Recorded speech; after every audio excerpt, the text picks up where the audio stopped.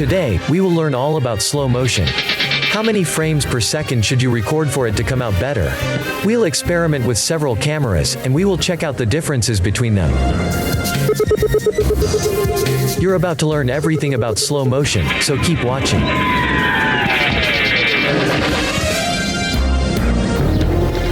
Grab your camera and shoot some. This is Rebel Filmmakers. To record slow motion, we did precisely that, to record something. I know. Slow motion is the visual effect that allows the scenes we are recording to slow down, in order to increase the visual or emotional impact.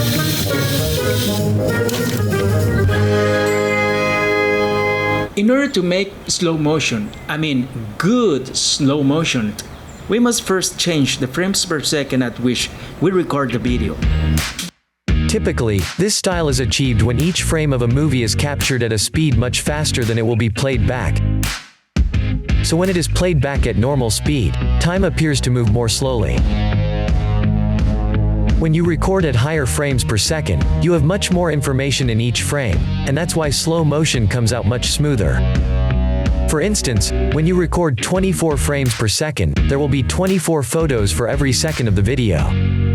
So, when you apply 50% of the video speed on a video recorded at 30 frames or 24 frames per second, the editing program will try to slow it down, but since it has nowhere to hold on, since it will not have enough frames per second to achieve it, and what you want is for the video to be lengthened, that is, to be slowed down.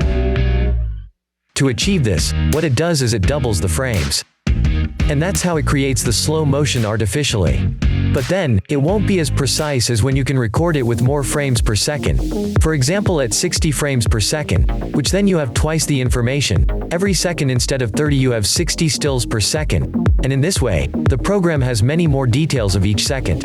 And that's when slow motion is much clearer, and generally much better. The more frames per second you record the video to make a slow motion, with more detail, and the better the slow motion will come out.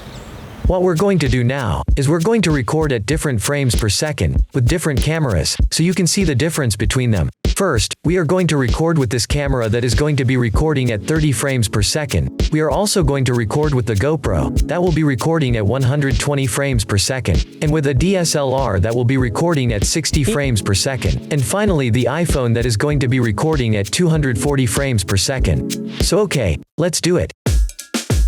Slow motion is very common in modern cinema, and is used to achieve various effects. In sports of all kinds, to demonstrate skill and style.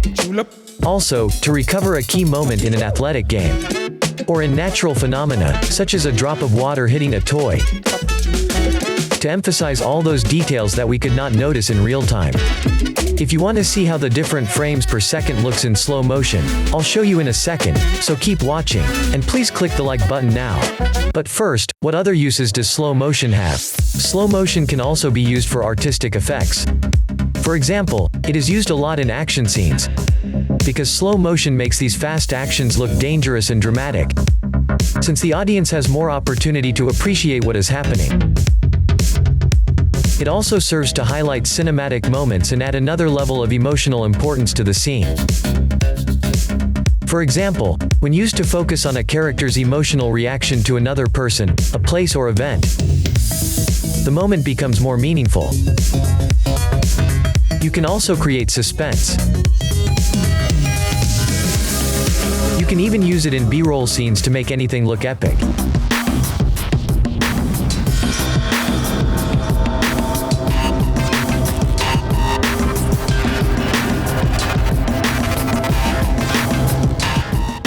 Even the simplest things can be changed. For example, normal walking is not the same as walking in slow motion.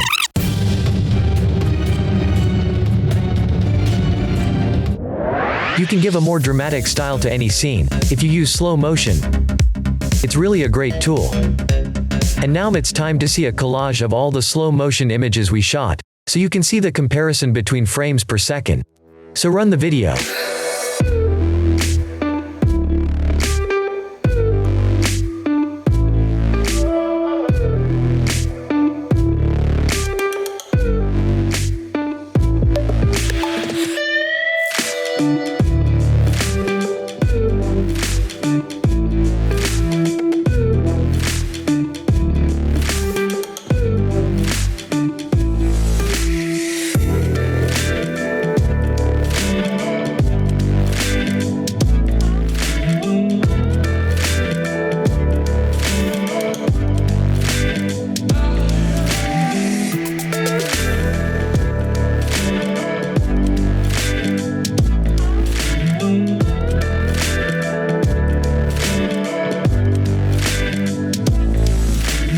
are more frames per second, it is perceived to be slower, such as 120 frames per second, is slower to 60 FPS, and that's why videos shot with cameras that record at 500 or 1000 frames per second are seen with more detail, and everything seems to be slower.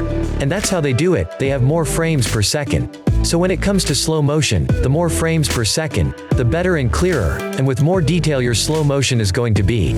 You need at least 60 frames per second to have a good slow motion. Slow motion recorded at 30 or 24 frames won't be as good or as detailed as slow motion captured by a camera that records at more frames per second. Now let's go to the computer so you can see how it's done in editing. Select the video that you will change to slow motion, in this case, for example in Premiere, with the right mouse button, you click on and select Modify, and then you select Interpret Footage. A window will open where it gives you the information of your video. On the top, tells you how many frames per second it was recorded at. In this example it is 120 frames per second. And below you are going to indicate how many frames per second you wanted to interpret it, or to read it as. In this project we are going to change it to 24 frames per second. So we write 23.976. If your project is at 30 frames per second, you write 29.976. And this is how the 120 FPS footage is interpreted at 24 frames per second. So what happens? As you can see, now it's in slow motion. This is what you have to do with all the videos that have different frame rates and you want to use as slow motion. As I showed you here, you need to change them in your editing program to the frames per second of your project. And now you need to see this next Rebel Filmmakers video. This is Reynaldo, and please don't forget to subscribe to this channel. I'll see you in the next video.